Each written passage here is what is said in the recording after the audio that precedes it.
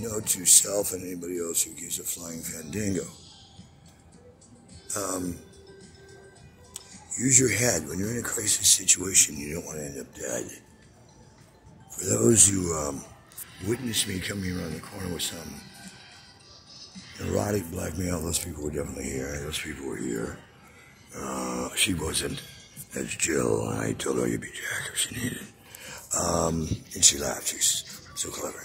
I was in Media Park, which I've been going to since, I don't know, early to mid-80s when I first started heralding this part of the world again. And a black gentleman who had been sitting there being rather loudmouth to a lot of people, but I wasn't in his crossfire. And I wasn't in his crossfire. And a Russian guy came from the other side of the inner circle there and sat down next to me. We were talking, everything's fine. All of a sudden, the black man launched on me and told me that I wouldn't insult his white brother and beat him down.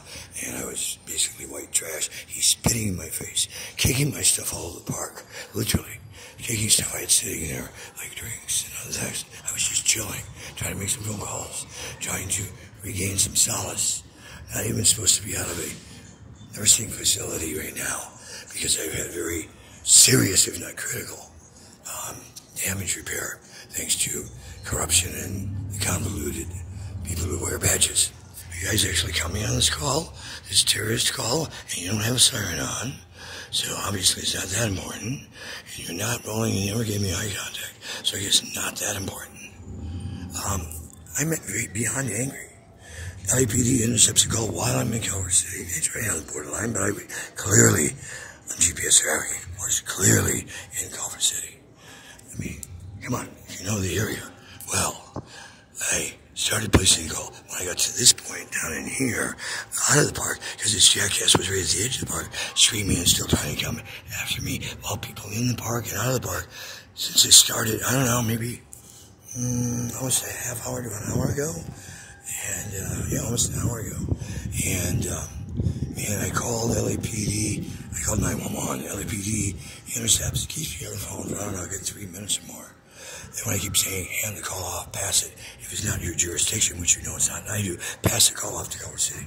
And let the record reflect. She kept stalling. When she ends it up, the guy gets on.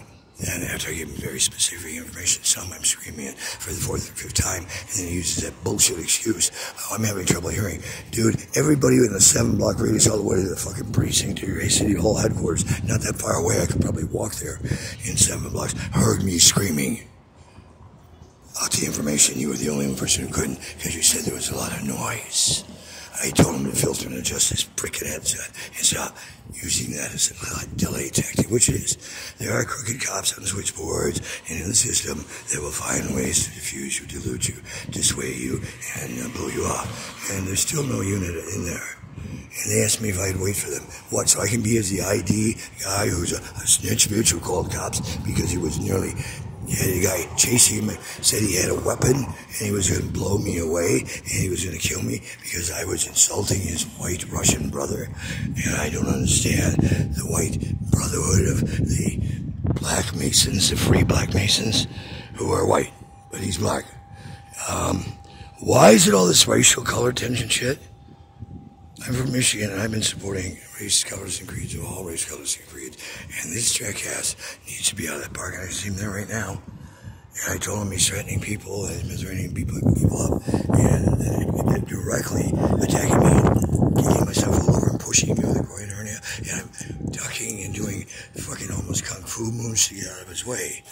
Missy, here's another one your team missed. Yeah, you'll be back. We welcome you. Everybody wants you back on the west side. We miss you. You need to come home and heal. Wow, what a smoke job from hell. And all your stuff will be there. I begged for it that day. It's still not back there.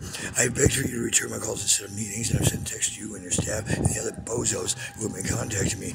And in a court of law, when you really broken down and analyzed all the communications between your peeps, my peeps, and your agencies and my agencies and all that other shit, I would say you guys are getting your ass kicked all over the playfield, and we're coming down to the 9th inning. So you want to see your team even get caught up in this game and maybe overtime? You better get my phone, Missy girl, and get your people with their head and their attitudes out of their ass. Some of your people who are supposed to be there to protect and serve the property and the interests of the common whole are little neo-Nazi haters, and they're of all colors, creeds, and persuasions. We need to talk, and then we can see if it's worth mitigating. Or you guys better cut some really big frickin' checks right now to me personally for the damages, and then your big donation to disaster relief, because we're doing this concert with or without the help of the city of Los Angeles, the county of Los Angeles, the city council of I don't give a shit, and the state of California in confusion. Californication has piss poor communication. The United States and all the rest of you jackasses who have been trying to defuse me for decades, if not longer, from working on a concert for world peace, because you're afraid I really will have a platform to tell the truth. Don't worry, it's not going to be my truth.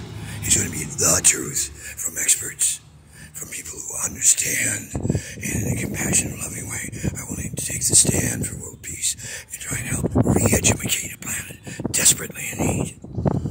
But if none of that means anything to all of you haters out there, it'd be better to shut Kurt up than let him talk about the truth, or other people who really talk about the truth. What are you afraid of?